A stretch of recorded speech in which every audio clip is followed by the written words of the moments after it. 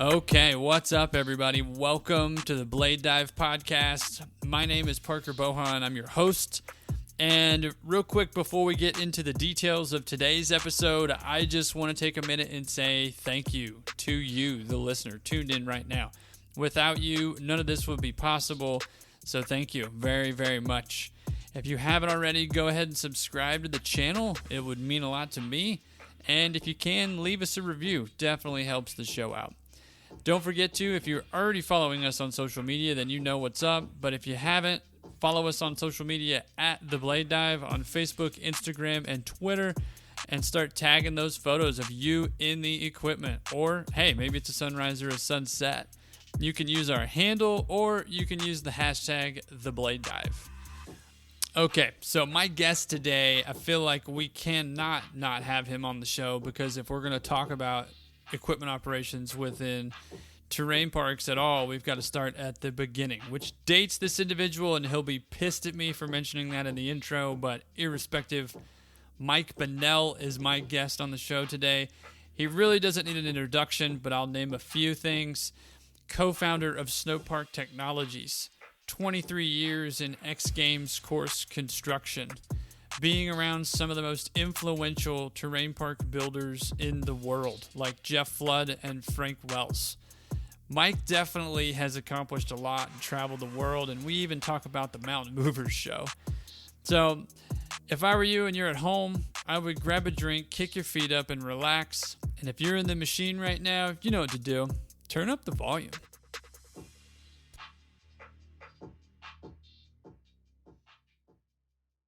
Go ahead and give it the juice. Already.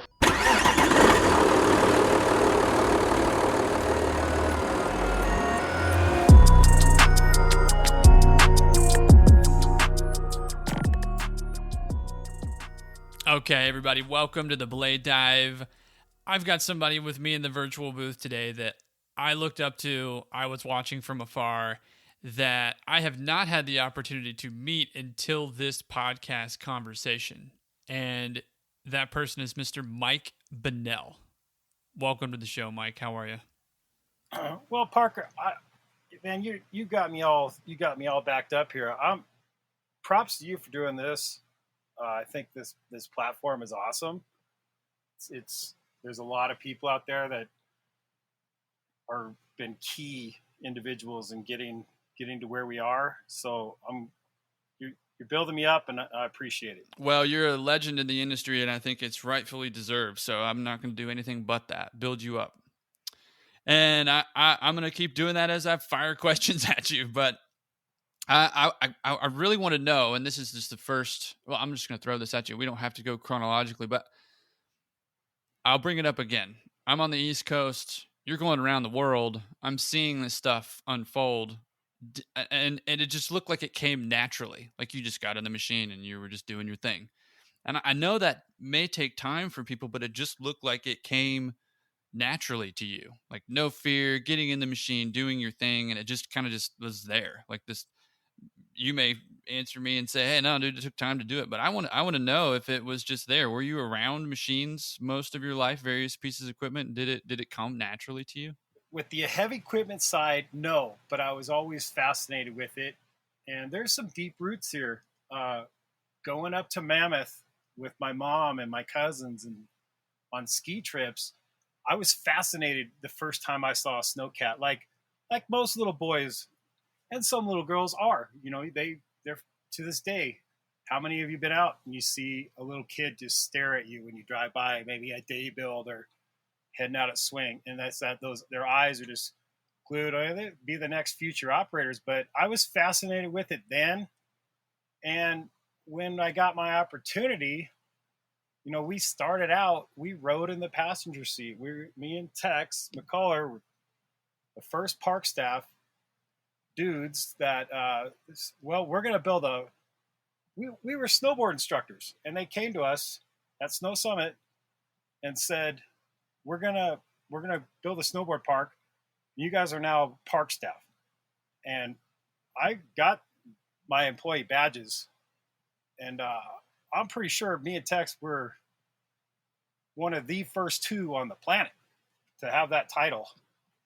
And that quickly transitioned to riding inside the passenger seat of the cat. And that's where I quickly learned that some of the guys that were running the piece of equipment just weren't that into it. Some were, some weren't. And I'd go to my mountain manager. I was begging to let me get in the seat. I can do this. And he made me earn it. Yeah, give me a shot. I had to move snowmaking guns for a whole season with a 3700 LMC. And then the next year he stuck me in mainline, which, looking back, Carl Klauser, that was the best thing you could ever done, because it taught me the skill set to bring back into the park was earning it outside of the park. So some of the best terrain park builders I know have been outside those ropes, and they brought all their skills and talent inside the ropes. So that's where it came from. And from there it grew, getting opportunities to run equipment, some summer crew projects. To this day, when I'm not on snow, I'm a Class A driver pulling double 40s for the burn. So, and for everybody that's listening too, like what you're talking about being outside, that was at Snow Summit, right? Or was that Bear? I started at Snow Summit. Bear Mountain was next door. It was our competition.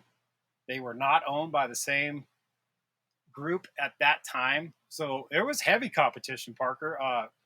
It was whose park was cooler. But the scene was just blowing up. The 909 scene back in the day that I did not even realize what was happening. I took it for granted.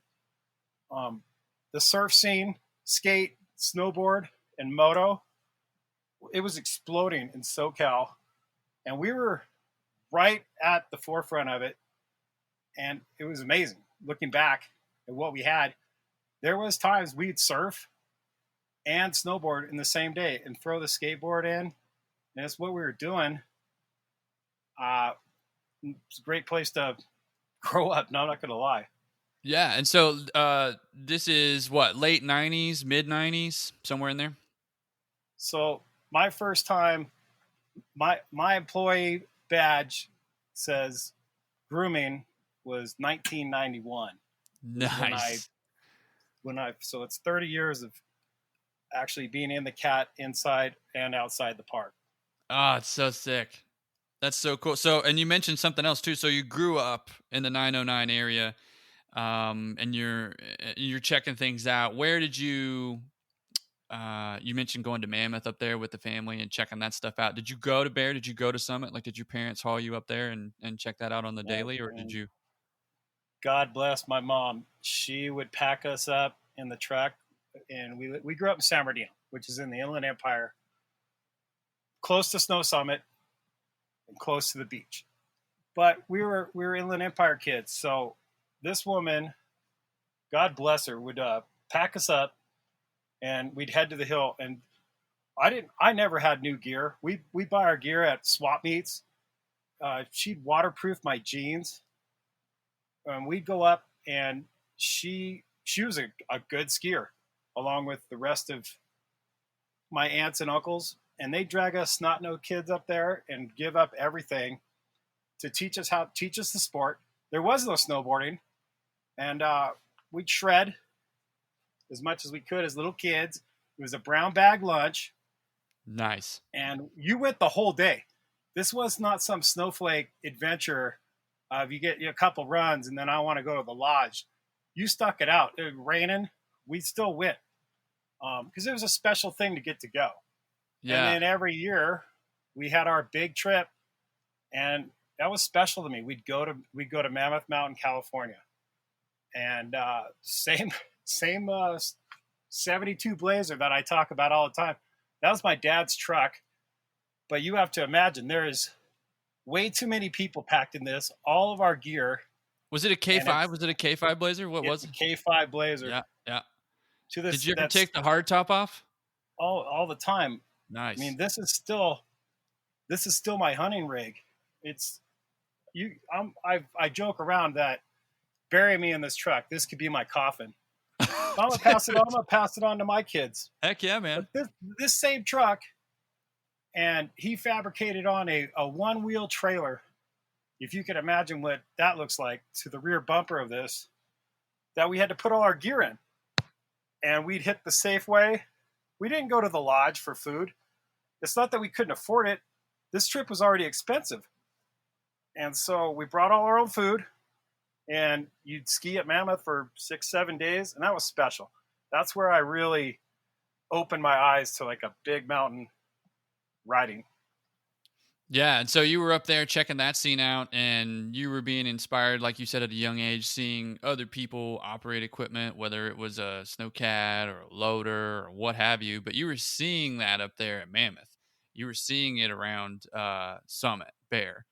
So that's some pretty humble beginnings too, because curiosity, you get moving and you see things, and you want to know how it works as a kid, but is that what led you to Snowcats? I mean, I know you mentioned that you were talking about just the desire to be in the seat and expressing your interest and all that, but was just the sight of the machine and just the interest in building, operating, is that really what led you to the Snowcat? And I think so. I think all growing up, there was a little operator in every boy, right? So when you get your opportunity, I think the first time I ever got actually in the seat of a machine, I was hooked.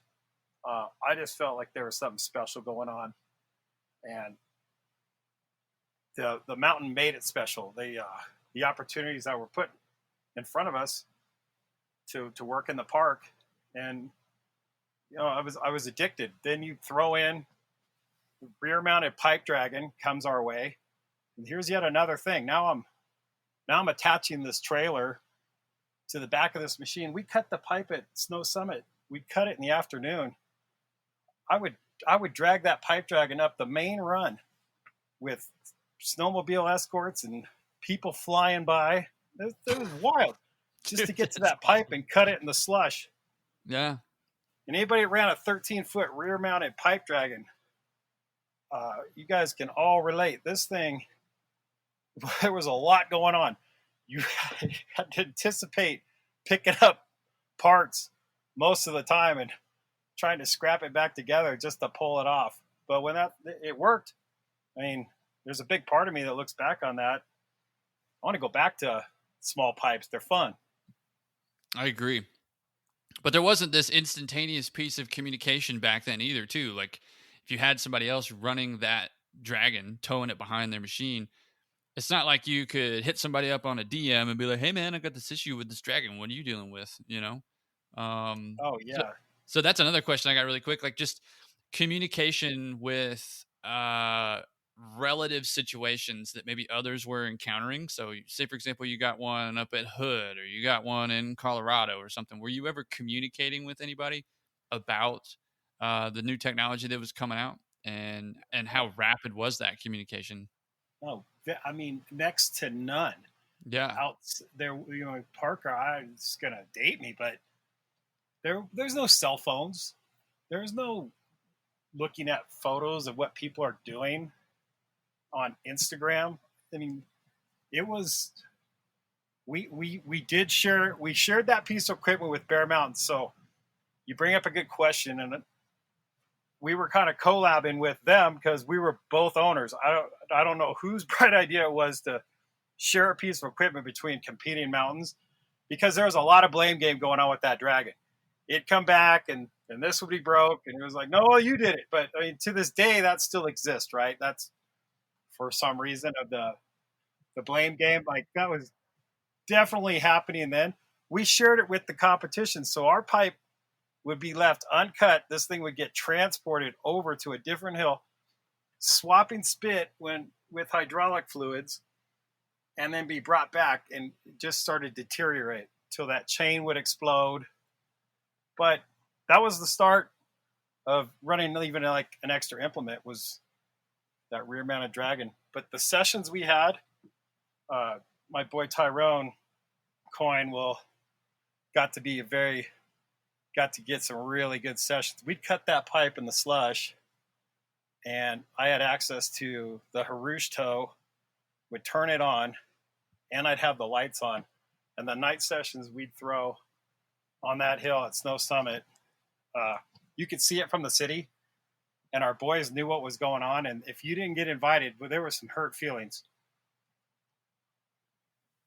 That dude, that's just awesome. Yeah, if you're in the know, you know, and if you're not invited, then I'm sorry, but yeah. And that kind of goes into this the relationship. Shout out to Tyrone, by the way. Tyrone, hope you're doing well, dude. Tyrone's my boy. We're talking. This is a 30, well, even longer than that. Me and him started rampaging around in late high school. So me and this fool have done everything together: raise babies, do stupid stuff on motorcycles, snowboard, skate, surf, and amongst a lot of other things. So yeah, Ty is my brother. That's awesome. So cool, man. Relationships are everything. And, if you can count on one hand how many true friends you have in life, then you're rich already. I live by that.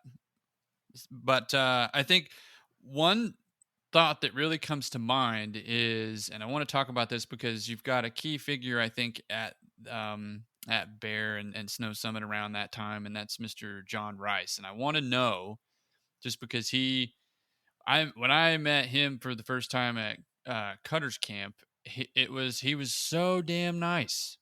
He just oozed niceness and kindness, and so it was really cool to see somebody who's kind of the godfather of parks take an interest in everybody that was there. It was so cool, and I want to know if he has had any influence on you, or if you guys shared a big bond back in the day, or if you still do, and what that influence was like around and being around John. And you're nailing it, Parker. I mean, all the above. John is the godfather term. I love that, because it's true. He was at Bear. I think he had worked at both Summit and Bear, and as the bull wheel turns, people move around. But he worked for the risk management when I first met him, and was the guy saying, I know we can build parks that will be safe for people to ride. And he had reasons why.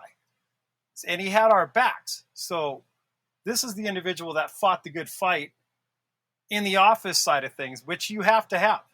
He got the hill on board onto why this could work, and then would still back it up all the way to the ground level. A visionary, super rad guy, super fun to hang out with. Like you said, can't be any nicer. Has great insights, and he could reel you in too. If you built something that he thought looked dangerous, he'd call you out. Like, seriously, like, who's going to hit that? Just you and your couple of friends. Let's look at this from a bigger picture. And to this day, look at Sierra Tahoe, where he's at. He's right next door to me up here at Kirkwood, and his parking lot's full. They're packing cars, 2,500 cars down there on a weekend. The big reason for that is because of John Rice. Yeah, and to have somebody in your corner like that that's going to advocate for you at a time when that idea is really coming to front and center, like you mentioned earlier, like with the surfing, skating, snowboarding, and terrain parks just exploding back in the day. As an idea and a concept, to have somebody just jump on that from the management level, the upper level, and say, look, we can do this from a risk management point of view. I think we can pull it off. No fear, we can do it. And yeah, there's going to be some adjustments to a plan along the way. Like you're saying, if somebody builds a sketchy feature, you're going to get called out on it, but that's great leadership right there. And I wanted to know, just because that around that, you mentioned the time frame, and I don't know John really well, but I've had the opportunity to say hello to him and at least meet him, and he couldn't be any nicer of a guy. So that's some really cool insight. And another person that on the East Coast, I'm looking at Mike Binnell, I'm looking at Frank Wells, I'm looking at Jeff Flood, and I admired Flood so much because he was an advocate for sharing the knowledge.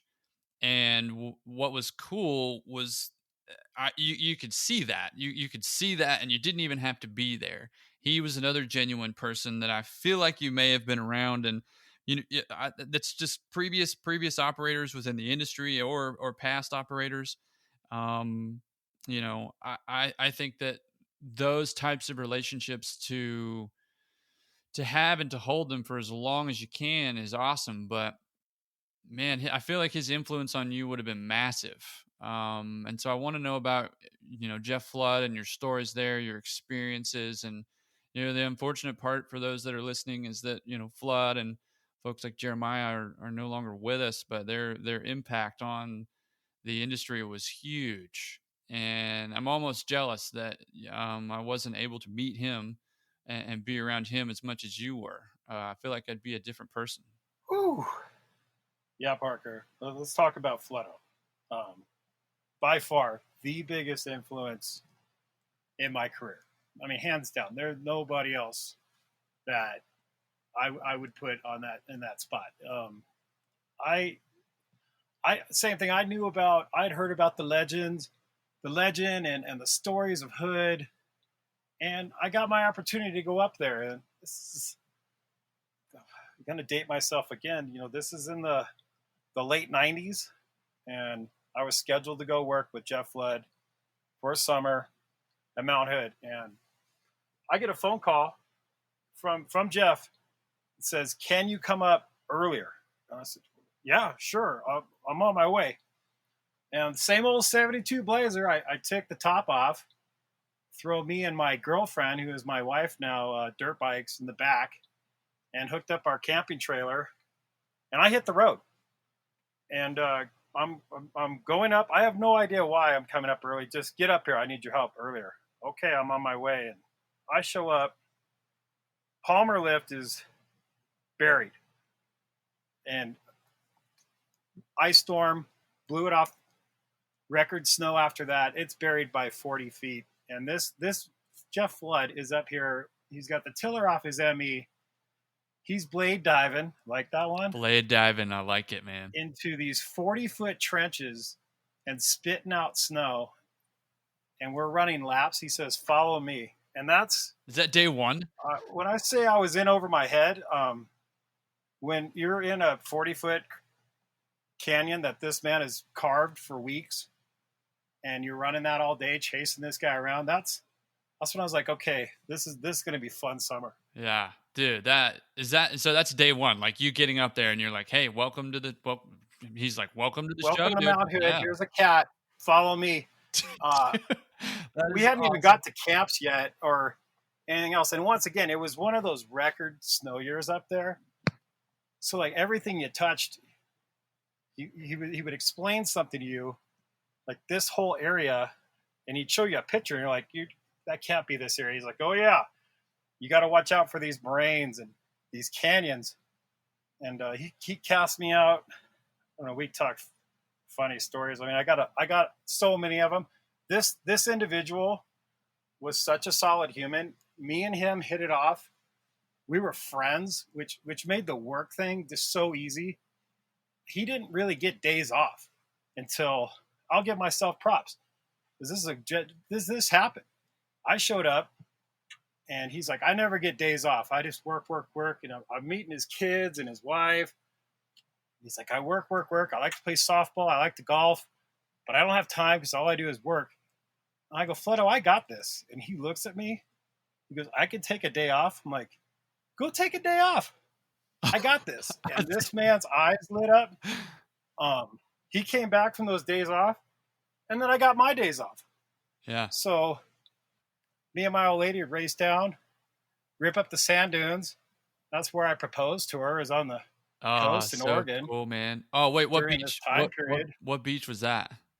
The Long Beach. Nice. And cool. yeah, Flutto get his days off. I got to spend some quality time on the hill.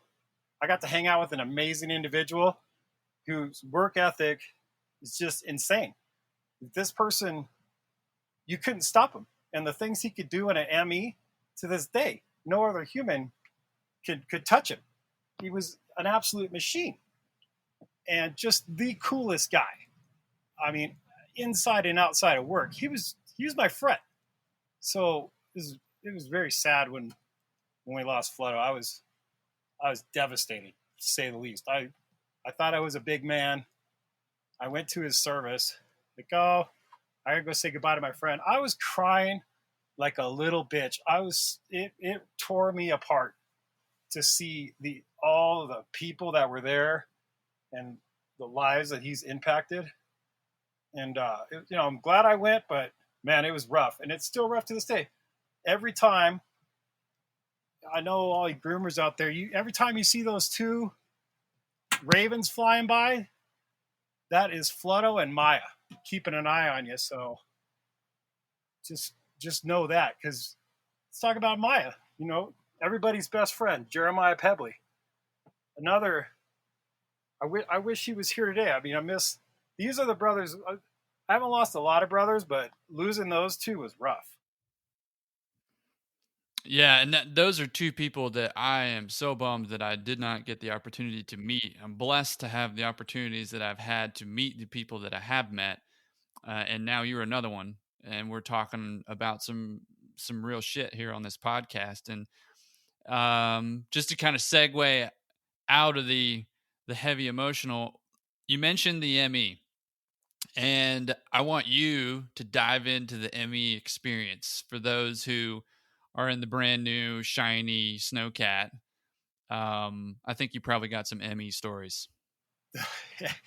Yeah, prior to, so I am no engineer, and I'm mechanical enough to keep things going and get myself in trouble. But prior to the microprocessor, the MP, we had our ME cats, which you had the two sticks between your legs, which you applied pressure to, which sent the hydraulics through the pumps. It was very easy. There was a fine line of how much to give it, because there was no computer to correct. So my first experiences with MEs, would you take off out of the yard and you just push sticks forward, like you're gonna smash through everything. Well, the cat would just fall on its face. So you quickly had to learn how to work the throttle and the sticks together. While there was everything else was, you had to take your hand off to touch all these buttons and sticks and whatnot over here on the sides. But it was different. I'm not going to say it was impossible to do, because we did it, but it was definitely more challenging than the machines today. Yeah, and that's exactly it. I feel like in the newer equipment today, if you're an operator and you're in the chair, the older equipment really allows you to feel the surface. I am in no means the definition of the best operator out there. Hell no. But I love how on the older machines you can really feel the surface and the material. 275, 350 older models, MP, ME. Those I never ran an LMC, but those machines I'm a big fan of, because as an operator and you're up and coming, I think this is so cool to talk about, Mike, and I want you to weigh in here. The feeling that surface, cutting through the material, knowing where your blade is, especially if the seat's on the left side, not the center. You can get a feel for where your right wing is up and not level on the ground. You can feel the material and the tracks you're rolling over. You don't have to look right at the powder cage or the top of the blade. You can look beyond you because you can feel it. And I love those older machines. It makes you appreciate the new cat. Oh, sure. You were, to your point, you were a lot more. You felt a lot more connected, because you had to be, right. There was a lot of feel. It's like driving a stick shift sports car, where you just, you're just in that, you have that feeling of connection to the road. You had to have that feeling to get this thing to do what you wanted to do. And they weren't designed to go into a snowboard park. So there was catastrophic breakages going on to these machines. The engineers would come down to Snow Summit and look at these breaks in the frames and look at what was happening in these machines. And they're like, we've never seen this before. I'm like, well, and I'm new to the game. I'm like, seen what? I haven't seen it before either. I'm a rookie. But then you quickly realize that the person that was in the park, it was wild, Parker. Like, you'd back up and this thing would slam down on those rear hubs, and you'd look over at him. He's like, things are different. You're in the park now. And I knew. I'm like, no, it Yeah. doesn't need to be like that. This was my humble beginnings. I'm like, I don't think it needs to be like this. So I went, and my mountain manager, he used to threaten the grooming crew in front of, using me as the example. He's like, I have this guy that will give his left nut to go groom this park. And they were like, good, let him have it. We don't want anything to do with it. And then after that, we built the game. It was doing it smoothly and not violently. And lo and behold, you could get through a shift without breaking the frame or ripping the track off the cap.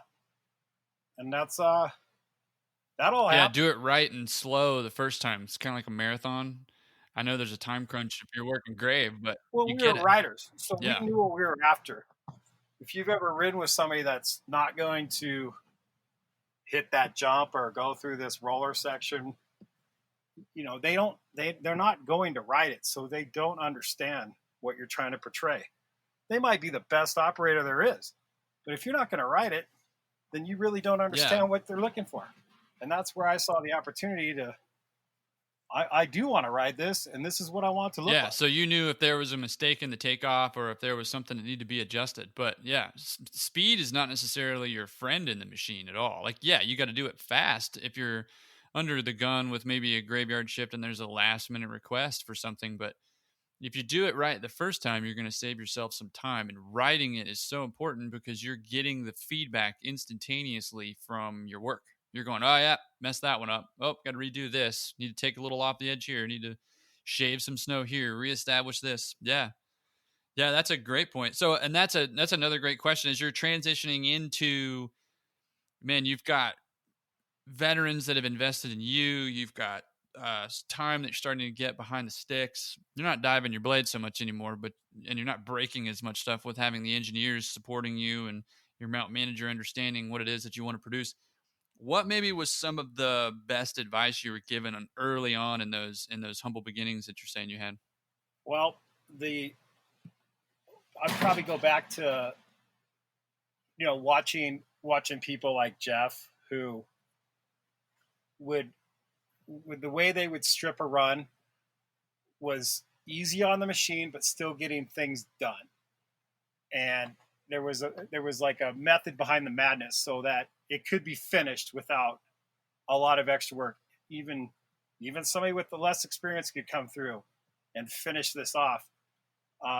Coming from Southern California, there was low years. We were mainly man-made snow. So the first time I ever saw mountains that didn't need man-made snow, I was a little jealous, because we worked in a very, very low tide situation all the time and could still pull it off. So I quickly learned how to build with next to nothing, relying on snowmaking. There'd be dirt on the side of our runs. It's like a skunk stripe, versus mountains that, like Mount Hood, where you could just dive away all day long and never hit the bottom. Well, until you do. That usually come to an abrupt stop on one of those moraines. Yeah, hopefully you get your seatbelt on. Wear your seatbelt, boys and girls. Yeah, that's no joke. Like, I know multiple people that have definitely smacked their head against the windshield. It's there for a reason. Wear your belt. Yeah, wear your belt. Let's keep talking about opportunity, and you're in the seat and you're doing your thing, and you've got just kind of hold on, let me back up. The advice piece there, the terrain and just ability and low tide. What was the advice? Let's land that plane real quick. Best advice. My advice is you want to leave the shopyard and come back to the shopyard with that piece of equipment working. So if it takes you twice as long and it doesn't break, then make it take twice as long. Oh, that's deep right there. For everybody that's listening, we can even talk about the mechanic relationship too if you want to, but dude, that's solid because you're bringing it back and you're taking your time and it's all in one piece. It's all in one That's piece. Then yeah, you've done it. Like that's the goal. yeah. You're not running a sprint out there trying to get things done fast and potentially creating an accident or damaging the machine. Well, sure, and Um, it's using your experience. So why, if say no, don't put yourself under too much pressure. Don't get caught up in these ridiculous timelines. That's my experience. That's always when something breaks and goes wrong, is when people are working stressed and under the gun. That's when it always goes down. yeah. So just because somebody else is doing it, you don't feel like you have to do it, right, Mike? Be Yeah, you. I'd You say do so. do you. Do you. And it's okay to say no in this business. Don't always say yes just because you think that's what they want to hear. If you have a valid reason to tell somebody no, then tell them no and give them the reason why, and be a strong male and stand behind it. A strong sense of perseverance, man. Owning the principles. Sometimes people say that principles aren't arguable, but I definitely think they are. So all the guys and gals out there listening, just do you take your time. Mike's got some solid points right there. Say no. Like if you're uncomfortable doing something, I can tell you that I have not said no and put myself in sketchy situations just because I needed to feel like I needed to prove myself, which is bullshit. Like you never need to be that way.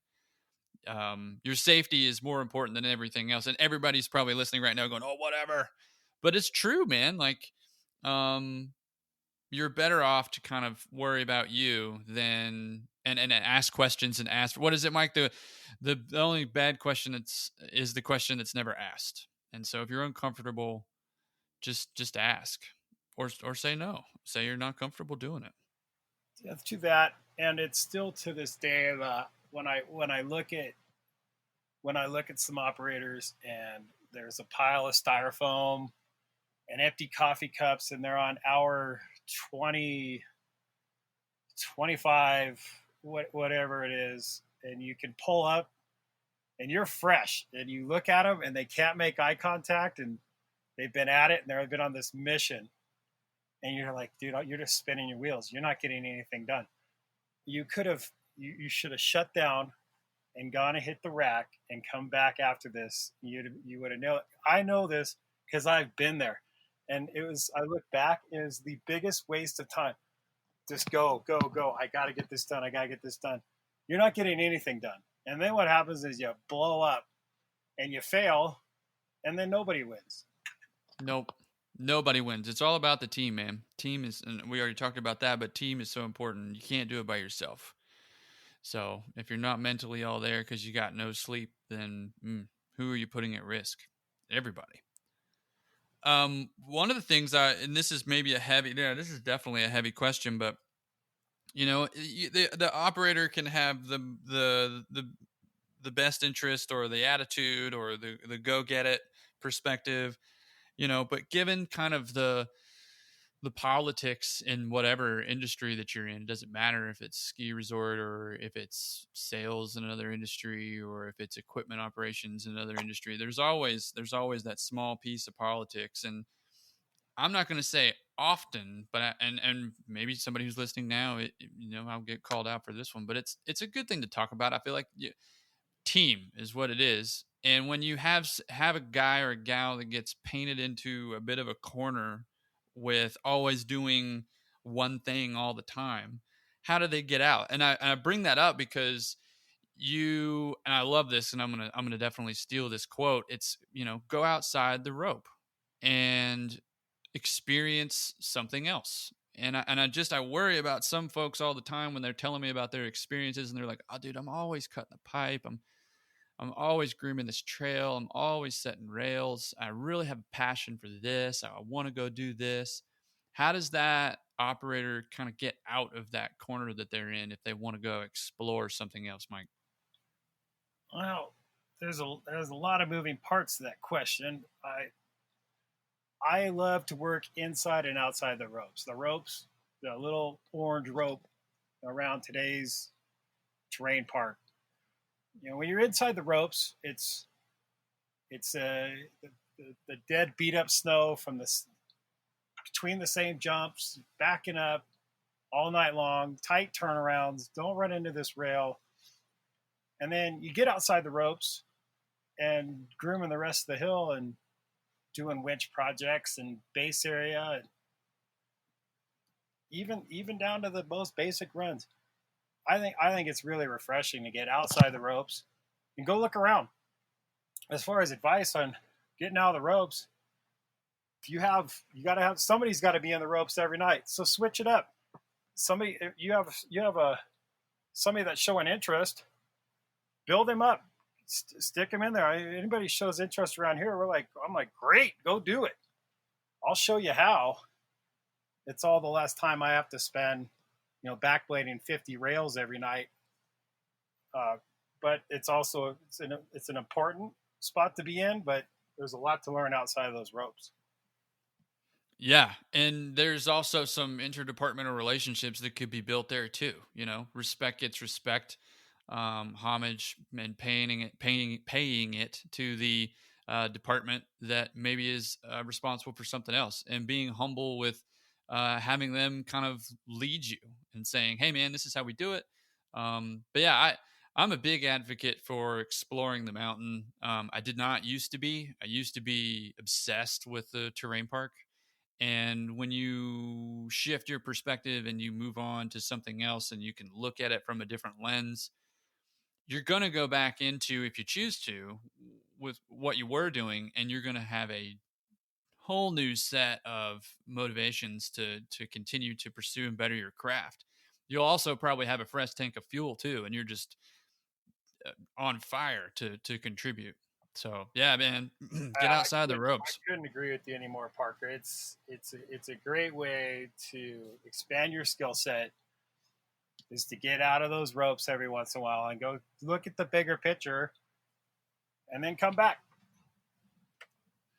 Yeah, because like I said, I keep hammering this home, but nobody does this job by themselves. You might be in the cab by yourself, but you got to lean on other people. And when you can build a relationship or better your craft by maybe exploring another piece of terrain, or even doing something else in the terrain park, even if somebody's got to hold your hand a little bit, you're going to be better off. And it took me a while. It took me a while to learn that, and that's okay. But I'm glad that I did, man. So yeah, I love that, and that kind of leads me into the next question that I want to know, man. And maybe it is go outside the ropes, but if you had a bumper sticker on your Snowcat, maybe the advice comes from Jeff Flood as the one-liner. I don't know. Maybe you use go outside the ropes. What would that bumper sticker say on your Snowcat? It's Mike B's Snowcat. What does that bumper sticker say on it? Oh God, and it's Floodo influenced. It could be. This one, I got this one, Parker. So it would say 9999. And what that means is when I met this individual, he said, it's not the first time that's going to kill you. It's the 9,999th time that will kill you. So never let your guard down. This is the man that was definitely doing the Miyagi at any given time. Like, you didn't really understand with the gifts that you were being given. And then you figured it out later. Like, oh, that's what he meant. So yes, in life and operating the machine. And it was, you feel that track slip. So it's not the first time that you're going to slide off and do something really stupid, but it's coming. So pay attention. It's one of those things I think that maybe not only it applies not only to the machine, but to life as well.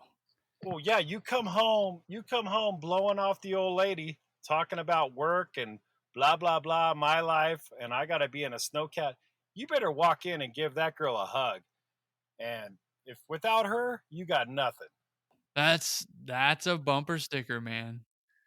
Dude, those are words to live by. Yeah, and that's a lot of Floodos. I mean, that's how that man lived his life. It was family first and passion for what he did in the machine. What was we were talking earlier and you were telling me a story about it was either a crevasse or something that and there was either radio talk or something, but he ended up getting over there and helping you get out of the gym. I want to know that. Tell everybody that I'm on the story. scene with flood. I don't have a lot of experience at this time. I have a fair amount. I'd been building the park at Summit, playing around at Bear. I had a couple X Games under my belt, and I'm up at Hood with Jeff, and he sends me out to Salmon River.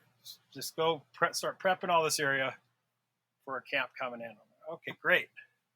And I heard there could be ice moraines out there. Just beware. Okay, well, what the hell is an ice moraine? I'm from Southern California. Yeah, there's none of that in Snow Summit. No. So I'm dozing along, and the machine falls into the ice crevasse. It flips on it completely on its side. It stops on the driver's door. It's sitting vertical. I climb out the passenger side, and I'm looking around. There are no other humans around. I'm by myself. I get on the radio, and I know better. So I do the secret. Got a copy.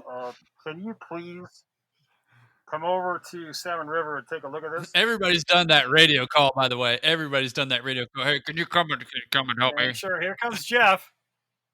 And when this man, this is his game. Everybody, that's the way you should pull it off, right? Don't ever get on there. I fell in the canyon. Like everybody's listening. Once again, people are watching us. Yeah. Most of the time. And yeah. Jeff rolls up and looks. He gets out, and he says, "I don't know what to do." And now I don't either. I don't. We both standing there, and we put our heads together. And I think if you dig under it a little bit, let's just see what happens. And we start to get some progress. And a little while later, I was able to crawl back in it and kind of move the tracks back and forth, and it lowered down. We dug under it some more, and we pulled this machine out. And he looks at it, and there's no damage. And this is before cell phones. Neither one of us have a camera, so anybody doesn't believe this, I understand why. It happened. We were both standing there, and he looks at me and goes, "It's fine. Get back to work. I'm heading to the other side." And all right, now I know where I'm at. I'm working with a like-minded person here. This is going to be great. And we had a great time up there. This just amazing experiences working with Jeff in Hood. Yeah, and he's just totally, hey, I know that was probably a post-traumatic stress syndrome that you put yourself through. You're going to have some of that, but I still need you to go back and get into the park and get this stuff going because we got this shit to build. That's awesome.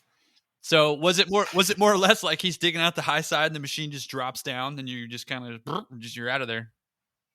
Pretty much. We did it nice and slow. And I mean, like I said, nobody had a cell phone on them. There were no cell phones. We didn't have. I didn't bring my Polaroid, so I don't have photos of this. But I have that image in my mind, amongst several other that I got to spend with this individual. Yeah, this is absolutely amazing. Yeah, so was that an MP? Was that 275? What was that? What was the machine? This would have been the early MPs. Yeah. You should give a shout out to the door frame. Was primarily Bombardier at that time. Yeah. Okay. Cool. Yeah. Steel made cabs supporting the entire, resting on the door. That's crazy. Yes. And the glass didn't even break. That's crazy. No. We got lucky. Yeah. No, you did definitely. And then to go back to work and you probably had a CD or something in there playing that helped out. Well, then I just that was the goal, was to fill in the. That was the goal, was to fill in the moraine. So now you can really see it as clear as day. So it was a lot easier to fill in. But then I did have the seatbelt on, and I was running a little more cautious on what could happen. Up to that point, that had never happened to me. Yeah, that would have been an eye opener. And effectively, you found the moraine and made your job easier to fill it in. Essentially, learning how to dig out a machine from the high side if it ever did happen again. And knowing that the cab would support you if it did. Dude, I would have been shitting my pants. I would have, yeah. Woo, that's heavy. Heavy. Amongst, Parker. And there's a lot of oh shit moments in this career, pick points flying out when you're very close to them. I mean, anything that can go wrong with a winch, I've pretty much have done it. Yep. And now it's made me more solid. I see it coming. Yeah. I have that sense that what could happen. And a lot of it was learning the hard way, for sure. Yeah, failure is a great thing to learn from, man. And it really may have even come up on you as a surprise too. Oh, there's the hole. Shit, I fell in it, That's what makes you better. It's how you process that and move forward and show some accountability. Things are going to happen, especially we're exposed. Working in the park is tough. It's not like room in the beginner run. It takes an individual that is focused. There is a lot of things going on. Yeah, what's that? I forget where the story comes from, but I'm thinking of the story just mentioning the word hole. Let's say you've got maybe it's a personal issue or it isn't a equipment thing, but you're down in the hole and you got people that's walking by, or maybe somebody's throwing down the rope or the ladder, but for Flood to just kind of like jump down in the hole with you, and you look at him and you go, dude, what are you doing? And you're probably thinking that, and he's going, hey, it's no problem, man. I know the way out.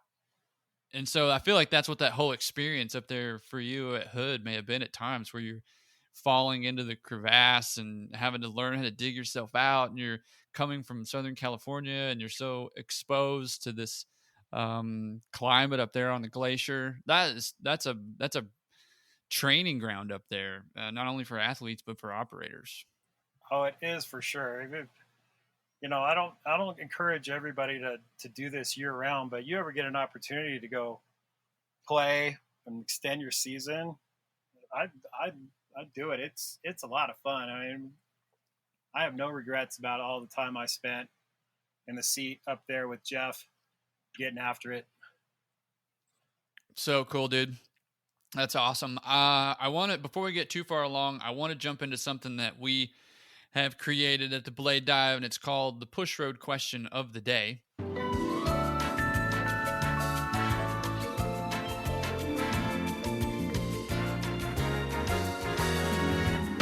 The Push Road Question of the Day. And the Push Road Question of the Day is something that comes in from other operators from all over. If you're interested in sending us a question for the guests, you can send it to us on social media at the Blade Dive on Facebook, Instagram, and Twitter. We've already had a bunch of questions come in, so apologies for those folks who have sent in questions that I haven't launched out there to the guests. But you can also send us an email too. Just go over to thebladedive.com, send us a question, and if it makes the show, you'll be stoked. And today's Push Road Question of the Day is from no one other than Frank Wells. Frank, thanks so much for the question. Mike, you ready? Fire. Okay, here we go. Frank Wells asks, what was your favorite project that you've ever been a part of? That would be Ultra Natural Bald Face. Hands down, the best project I got to work on in so many different ways. It's just being amongst just the truly the heroes of my sport, all the iconic stuff and the shredding, just the vibe that was going on at an event like that. 100%.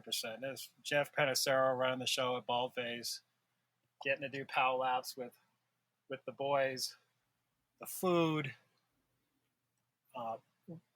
ripping around out there in the hills with a snowcat. It's like being on a different planet. Yeah, I've never experienced Baldface. I've heard stories, seen pictures, and it just seems like a pretty magical place. So yeah, that's a solid answer for anybody that hasn't ever heard of the natural selection, ultra natural, any of that. You go check it out. Pretty rad. And Baldface too. Baldface is an amazing place. If I ever get the chance to go, I'll definitely cherish it. Frank also has another question for you, and it's one that I want to get into just because I think it's it's pertinent to the story, man. And it is, do you have any regrets from the SPT relationship and being the co-founder there? Oh, there's regrets, like in anything in life. Uh, my, I guess this two-part question. Second part, regrets. Well, my only regret is I didn't leave earlier. There was some writing on the wall.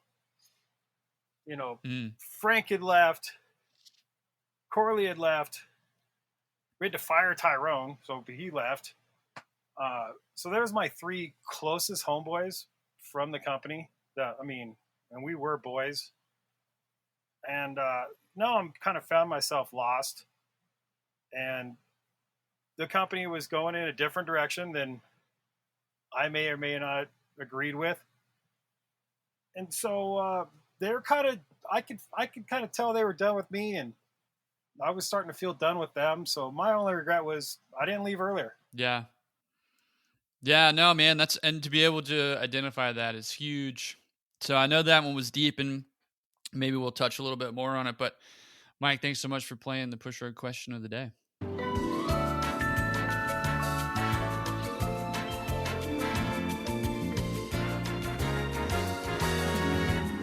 The push row question of the day. Is that your daughter?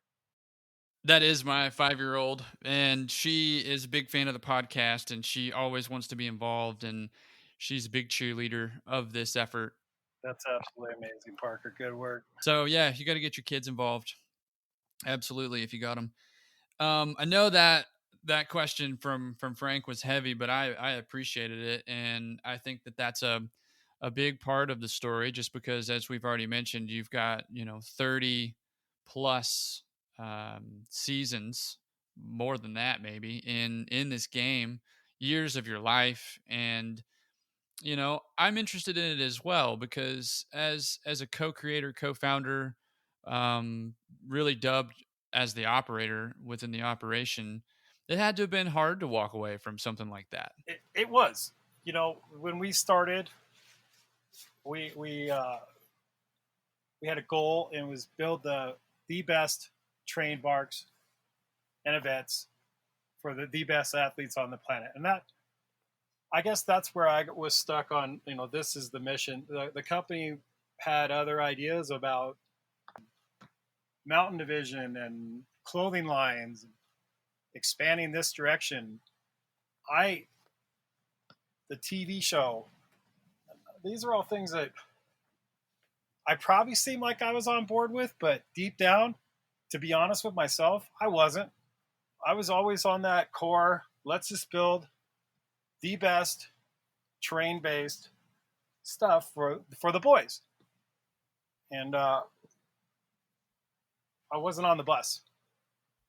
Do you think the bus was like pulling out as you were trying to catch it?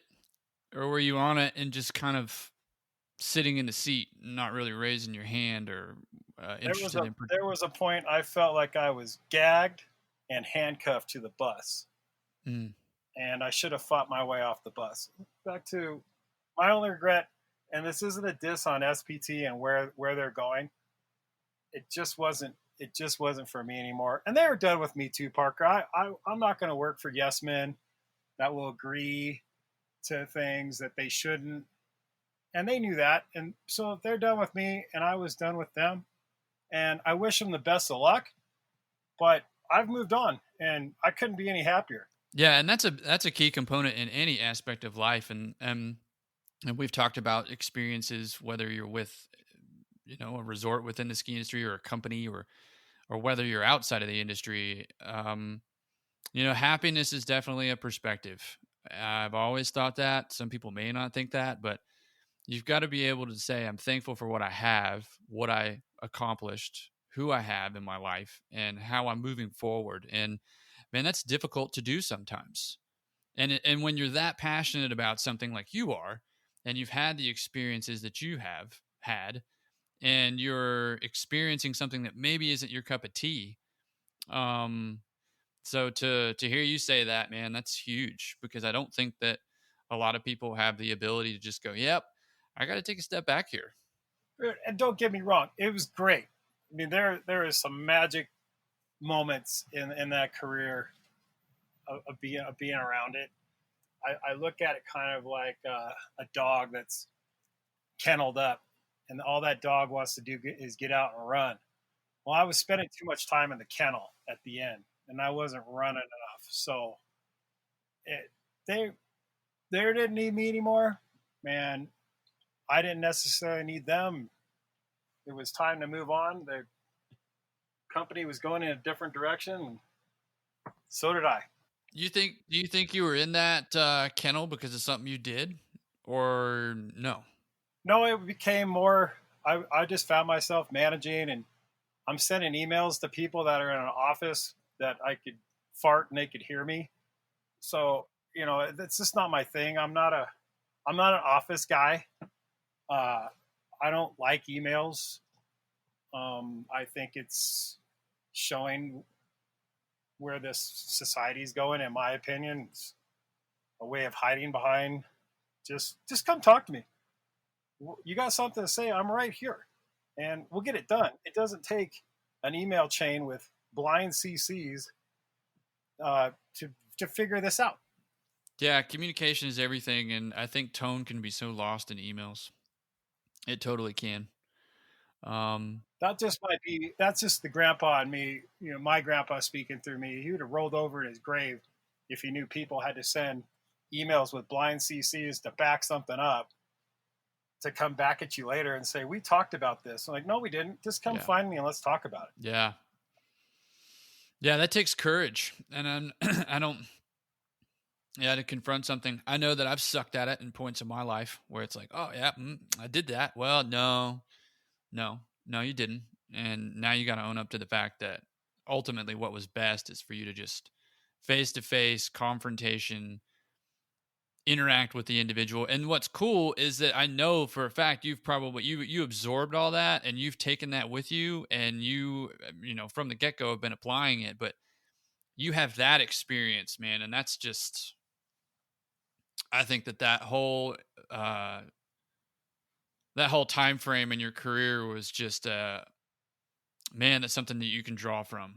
That's why I feel like you're a wealth of knowledge for any advice, any kind of story, contribution. If somebody wants help, you're a big asset to the industry and operations and Snowcats and equipment manufacturers. Well, that's awesome. That's awesome of you to say that, man. I'm in this because I like it, and I am a snowboarder, and I like what I do. I look forward to coming down to work. I get excited about it, and it's been that way since day one. When I'm on the ground running, that's the rush. That's where it's at. The rest, like planning and talking about it, I check out on all that. I just want to do it. And now I'm getting 100 days on my snowboard down here, and I'm running winch cats, doing ridiculous stuff. I still get to work in the park. I'm surrounded by very strong individuals that share the same mentality, and I couldn't be any happier.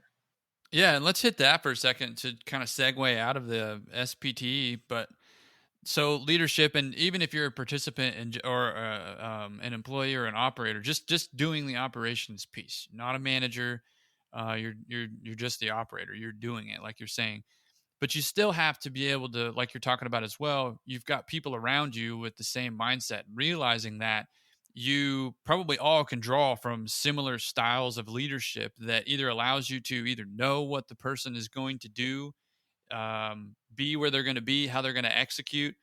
But from your point of view, drawing from maybe some bad experiences that you've had and then the current experience that you've had, and we've hit a little bit on this, but leadership and any aspect of it within the resort, what does that look like to you? What are some, if you have any, like some standout examples of maybe who you think is it just, they got it, they're doing it the right way? Well, to me, it comes down to communications. I mean, herding cats, that's what some of these people in charge are literally doing. And it's great if you want to be the rogue guy that's just on your own program. At the end of the day, you just have to realize, like, you would not be in that position. You would not be able to do that if it wasn't for other individuals. So you have to show some respect. I show up here, the first thing I do is go tie in with the mechanics. So props to all my mechanics. And there's too many to name because I befriend the mechanics. That's my advice to any operator out there is get the mechanics on your side. You walk in, don't blow them up with your problems. Listen to what they have to say and generally listen and get them on your side. Without them, you don't have anything to brag about. So I come in here, I bro down with my mechanics. I make sure I get that scene under control. And then the direction is coming from the top. And there's a reason why these decisions are being made. You got to respect it. If you want to go rogue and just do your own thing, good luck, because there's a lot of moving parts, and you need to respect it. We're a solid team down here at Kirkwood. I think we call some Jedis. We got some great up and coming rookies that are smashing it, and there are some seasoned vets here that, you know, I can gain 150 years of grooming knowledge just from sitting around the table and listening to what these guys have to say. And I absorb it. We work as a team. So everybody's cool. getting along, and it's just a solid vibe. Yeah, dude, the team. And yeah, like that, I think that's solid advice right there. Realize who has your back, you know, understand that your mechanic is a key component of this, because you can't really do any insta bragging if your machine isn't running. You know, if you don't get these people on your side, there's nothing to insta brag about. And what's cool, and I think I'd love to get a shop manager on the show just to talk about the relationship side of things and their story too. But I just think that that's part of the revolving door of communication, because you're going out there in the elements, and whether or not you have somebody to support you on site during your shift, or you're coming back in and they're fixing it when you're done the next day or what have you, there's still routine maintenance that needs to happen. And the second that they get in a dirty machine and you're the only one that's running it, or the second that you're not writing anything on the board that needs to be fixed because you're not paying attention to it, that bond is just destroyed. And you need to pay attention to that. As much as you think that wrencher, that wrench hand is an angry person, the second that you get to know them by asking them how they're doing is when they start to take an interest in you as a person, and they go, oh, that's right. Maybe Parker's not an asshole. Maybe he's a really nice guy. Maybe he does care about what I have going on during my day. You know? Yeah, totally. I mean, there is such a long list of industry guys that, and you know who I'm talking about, that have been there. So I was always on that front. I would show up at Aspen, and I would go straight to the shop, and you make that connection, because they got other shit to do, and they don't give a flying fuck about your little X Games. You know, it's being forced down their throats. So smooth it over, and then when it breaks, help them fix it. Learn something. If you don't already know, then learn how to do it. Just hand them tools. Sure I've got to give a shout out to Cam, Mike, and Cheech up at Bachelor right now. Those guys, and of course Cody too. But man, those dudes right now it's impressive. They enjoy what they do, they love what they do, and they're passionate about what they do. They are interested in having a relationship with the park guys. They're interested in having a relationship with the Alpine guys and gals.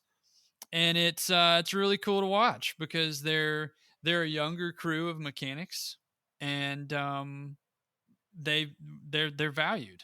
I definitely I just think this is a really cool subject that we're talking about right now. I would love to have a shop manager or a wrench hand on the show. I think it'd be really cool. There's probably all kinds of stories we could get into, but yeah, it's kind of like the behind the scenes.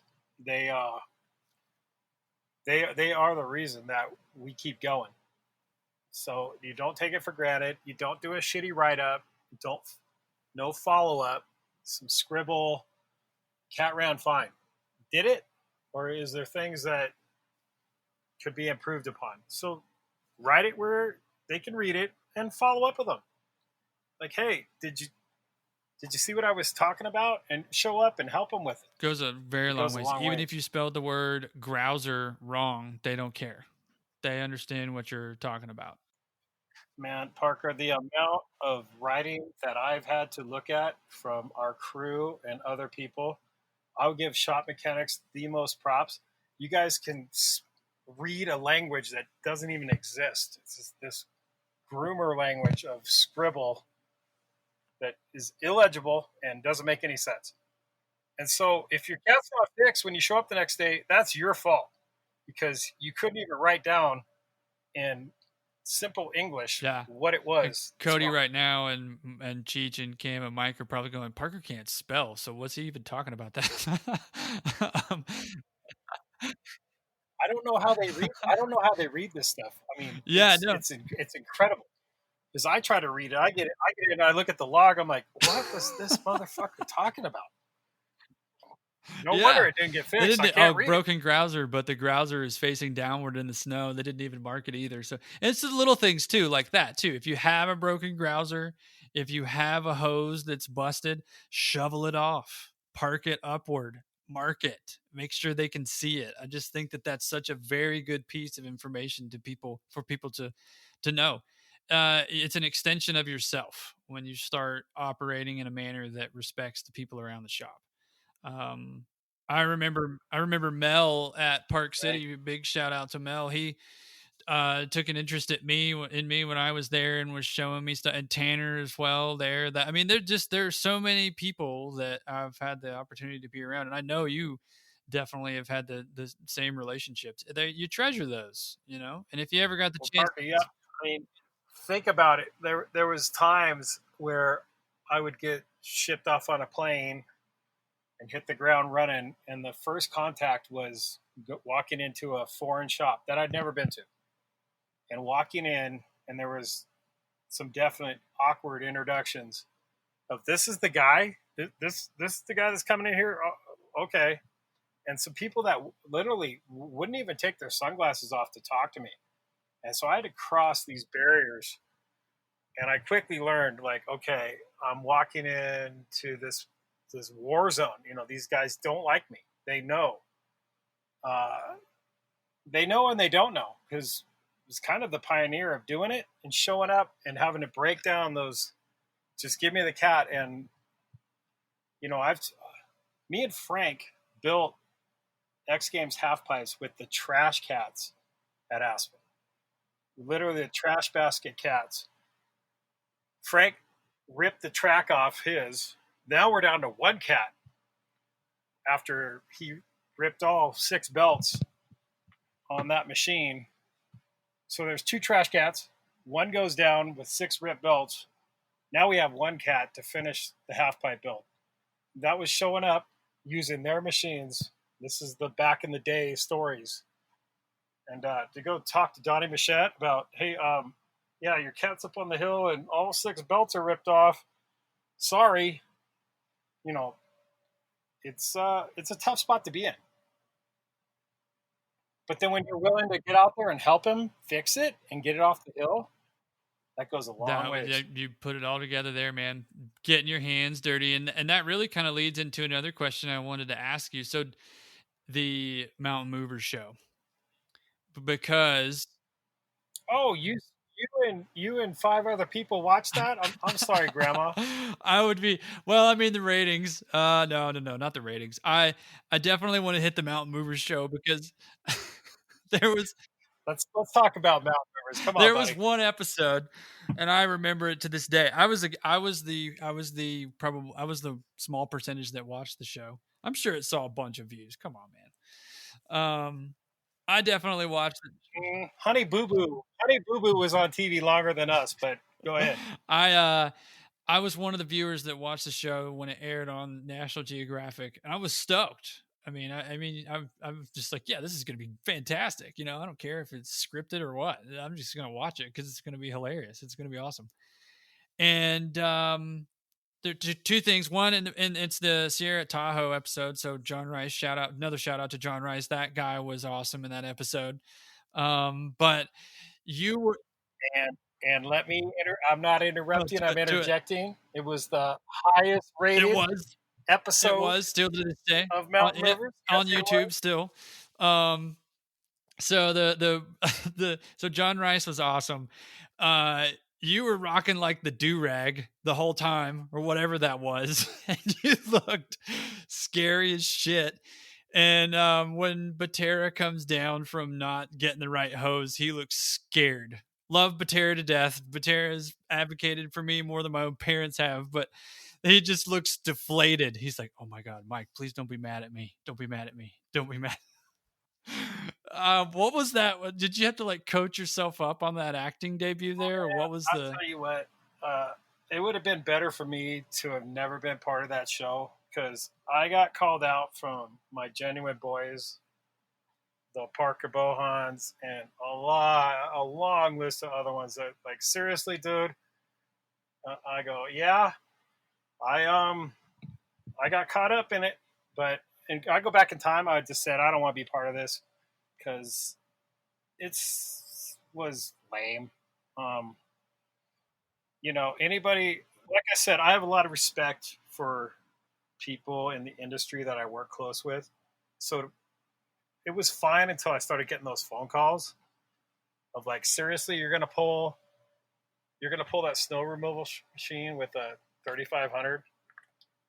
Yeah, no, I told them on the set that this wasn't going to happen, and so they said, you're going to do it. And I said, okay, I'll do it.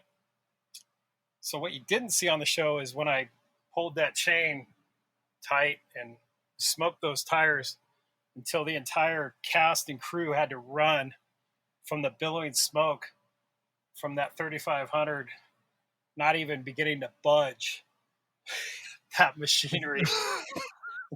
Is that because you're a Ford guy? Is that what you're saying? No, that I would have to ask that too. It's just because I'm an equipment operator that knows that a truck ain't going to pull that piece of equipment anywhere.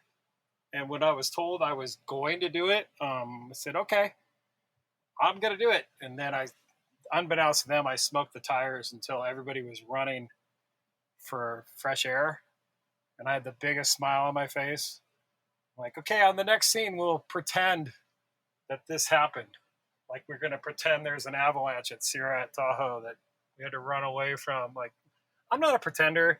I don't even like TV. I don't like reality shows. I should have never been part of it. Well, I mean, that was bluntly put, but I just thought the two things. One, your acting was incredible. It was really good. I mean, I watched it the other day. I mean, it's on YouTube if anyone wants to go check out Mike. How do you watch it? On YouTube? I thought they took it down. Like, me and Tyrone tried to find it. We couldn't find it. No, it's there. It's there, live and real. Yeah, I go back in time. I would have just said no. It's just not for me. Whoever thought the show was good, whatever. It's just not my thing. So I won't do that. I won't do that again. Yeah, well, you learned from that for sure. But I thought it was a good piece of entertainment. I mean, you had a couple different variables. Oh, it was entertaining. Yeah, it was definitely good entertainment. And I mean, the fact that Jamie Anderson even did that was rad. I thought that was rad. Props to Jamie. Like, that was amazing. That was real. Like, she wasn't playing make believe. This girl driving up to her home resort had always wanted to jump that road, and she has the skill set to do it. So, props to Jamie Anderson. Me and her were talking. She's like, since I've been coming up here as a little girl, I want to jump the road. I'm like, well, sweet, let's build a jump. You can go across the road. Yeah. She saved the episode then. She saved the episode. I mean, that was what it was. That was so ballsy. Like, I wouldn't touch that jump. I wouldn't even want to do a road gap. I like the roller jumps nowadays. But yeah, that was big. Like, that was cool. That was awesome. And the fact that, once again, you've got the godfather of parks supporting something like that is dope. I guess where I'm going with the TV show is I probably built up I had a built-up expectation of what we could do with a TV show, and it would have been us being us. And I was asked to not do that. And so for it to fail, like, it's not a big deal. Like I said, Honey Yeah. Boo Boo was on TV longer than us. Well, it was cool that actually, I think the John being on board with doing something like that with Jamie was awesome. I just think that was during that point in time with where the industry was and what was happening, and you had parks that were still being and events that were still evolving and being conceptualized, and some ideas, big ideas, were moving forward. To see even that happen for an amazing female athlete was cool. That was dope. And so the fact that you got a GM of a resort on board like that, now there's probably other GMs that are like, hey, I mean, I advocate for my athletes too. Yeah, I'm sure you do, but that was nationally publicized. It's out there for YouTube to see, and it's got a company on board that had some really good acting and supported it. So if nothing else, man, I think that's a testament to the industry and the athlete and the resort. So the really the future of machines compared to the past of machines, where you have this generation now that is being introduced to opportunities with new machines because they're cool, because they've got subwoofers in them, because they've got fancy paint jobs, because that's just the it brand, whatever it is. And they're new machines that are there at these places for these new operators to run. And they may have the 275 sitting over there in the corner, or the old MP that was the machine, but they're not running that. The best operators I've ever seen learned outside the ropes. And if you're not willing to run any piece of equipment sitting in that lot, then this just might not be the job for you. I understand. You know, Parker, recently I found out you can go on the computer and go into a simulator on how to run a cat. That was not around when I got into this game. What would be cool is if we could get a manufacturer on board to get me access to the simulator, get you access to the simulator, so we could mess around with it. I want to see it. All right, I'll I do want to that see for it. sure. And then let's make that a 2-part. So take the kid and we put him in the simulator, and then the next day I take him out and we drop all the way at Kirkwood, and we see what your simulator is up against when I watch him digging his fingernails into anything he can get a hold of, and check his pants when we get to the bottom. Like, how was your simulation of that? It was pretty 3D reality at that point. I don't think there's anything that can replace that. I agree, 125%. There's nothing that can replace the feeling of sliding down a pitch in a free cat, just grabbing onto as much snow as you possibly can so that you can not even really slow your fall, but make it more comfortable. I think that's always how I've envisioned it. It's not like, everybody's like, oh yeah, when you drop this, what you want to do is you just take snow with you. And it's like, okay, yeah, totally. And when you start taking snow, it's like, come on, you've got a ton plus weight sized machine. The snow isn't stopping you unless you just bury the blade. It's only making the ride more comfortable. That's what I've told so many people. And I mean, each experience is going to be different for training, and we've already hit that on the show, but I am genuinely interested in the combination of both. There's no discredit to that online software. I think that if you can potentially combine both, that on-hill component with the digital component, there's a possibility for expanding knowledge or gaining knowledge early on. I think that's the edge. I think that's pretty cool. So, but to your point, like the 2-parter would be pretty sweet. Maybe we make that another episode of the Blade Dive. But I think I've got one more question, and I just want to first say thanks so much for your time. But what is maybe one thing that defines Mike Binnell that has nothing to do with equipment operations? That would be my family. Like, the job is something I do when I wasn't supposed to talk about the job, but it's the family. This is, these people are, I got their back and they got mine. They mean so much to me. So I'm a family guy. That's all I think about all day long is my group. And we have a pretty solid group, Parker. I'm not gonna lie. I'm proud of where I've gotten with these humans. They are solid, and they're like a reflection of me, just like your daughter's a reflection of you. But to go shred the hill with my kids, and to go hunt birds and hunt big game with my boys, hanging out with the wife, doing boat stuff. That's the best. The whole thing's based on the family. Work just gets in the way. Yeah, absolutely. That's the line of the show right there. Work gets in the way. The things that are the most important that we want to hold on to are often, they come at the sacrifice of us putting too much time into other things that are insignificant. But I can't thank you enough for being on the show. And you've let us in on some really, really, really special, cherishable moments that you've had in the industry that I think will speak volumes to people out there listening. So I just want to say thank you for taking the time. Like I said, man, it seems like one big long day, this career, but I have no regrets at all. I have a lifetime of stories and friendships and experiences that I've got to do, and to get to come on your show and share them with everybody. This has been great.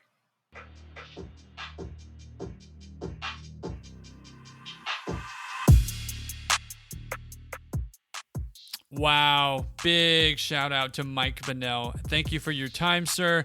I have definitely enjoyed getting to know you, and I'm super grateful for your contribution to the podcast. Now, before we go, I do want to say a couple of things. Thank you again to everybody listening. Without you, none of this would be possible. Don't forget to subscribe if you haven't already. And follow us on social media at The Blade Dive on Facebook, Instagram, and Twitter. Tag us in your photos with the hashtag The Blade Dive. And remember, don't be a dick. Fill your machine up with diesel at the end of your shift.